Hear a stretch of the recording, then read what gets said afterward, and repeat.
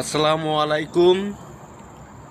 এই যে আমরা ভাত খাচ্ছি, লাঞ্চের খাবার খাচ্ছি।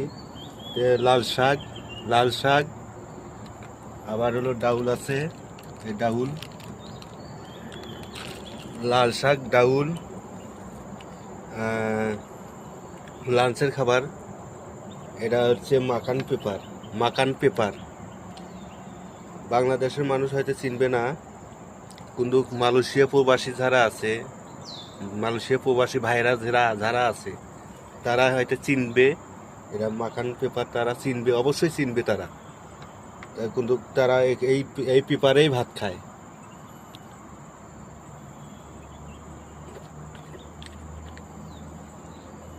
সবাই লাঞ্চে কি দিয়ে খাওয়া দাওয়া করছেন সবাই জানাবেন আমার কমেন্ট বক্সে।